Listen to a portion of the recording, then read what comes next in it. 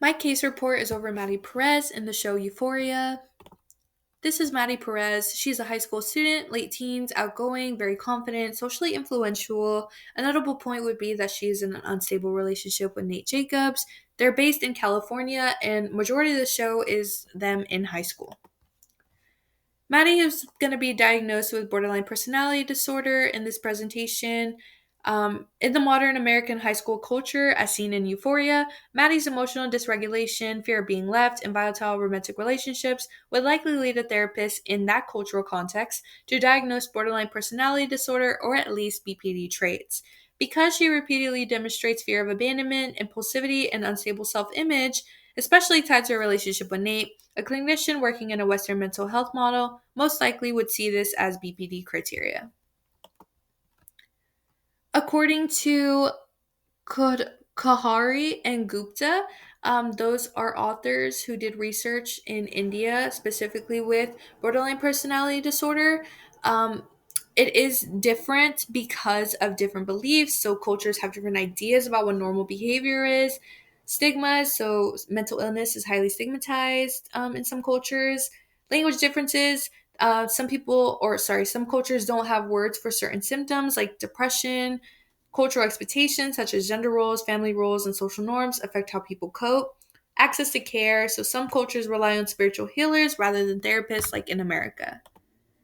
This is a direct quote. So, borderline personality disorder is characterized by pathological symptoms such as negative affectivity, identity disturbance, negative interpersonal relationships, and impulsive behaviors.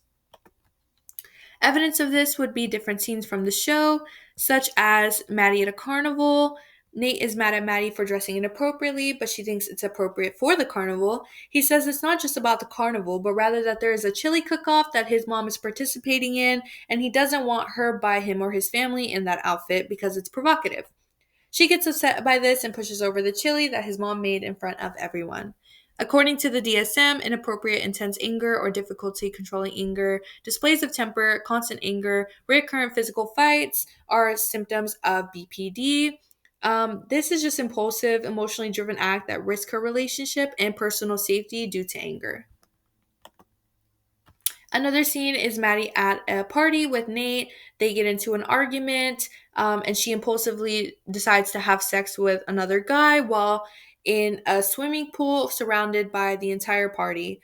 Um, this is acting on emotion rather than rational planning.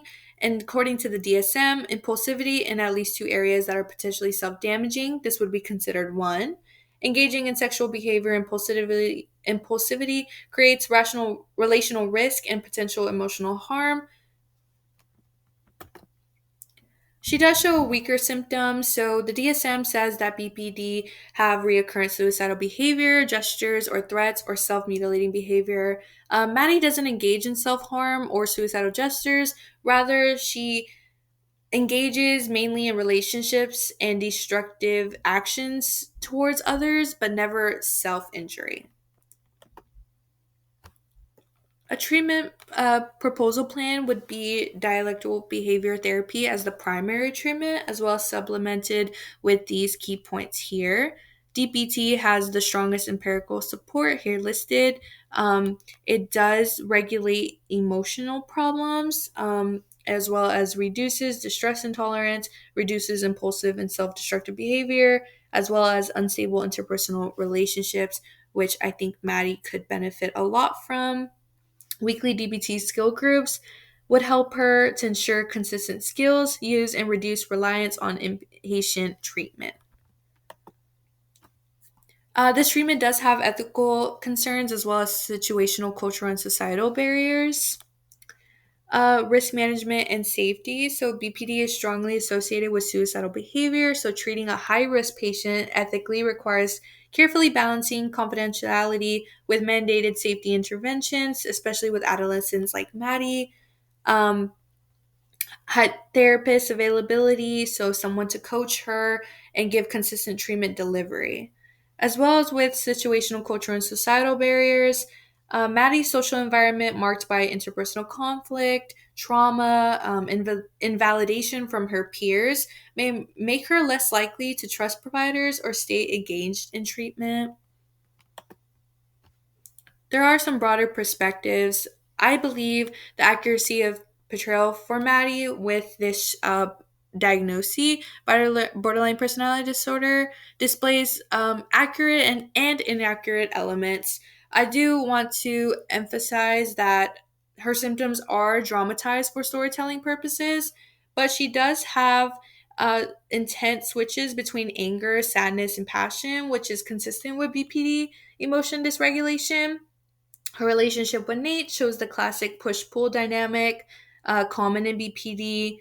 And she's also very confrontational. She threatens people, and she has risky actions that might hurt her in the end, which are also associated with BPD. Inaccurate elements such as conflict and violence. So the show really amplifies conflict to dramatize effect, which can make BPD seem more extreme than often in real life. And Maddie's behavior is sometimes shown without context, so we don't know what her childhood looks like or what trauma she's dealing with that makes her act these ways. So, film and television significantly influence how audiences understand psychological disorders, impact on public understanding, so misconceptions, stigma, overshadowing, culture, contextual differences, reactions to trauma, society, social environment, relationship norms, and media shapes what we think mental illness looks like, often inaccurately, and cultural context can change if someone seems to have a disorder at all. These are my citations, and this is my AI documentation form. Thank you.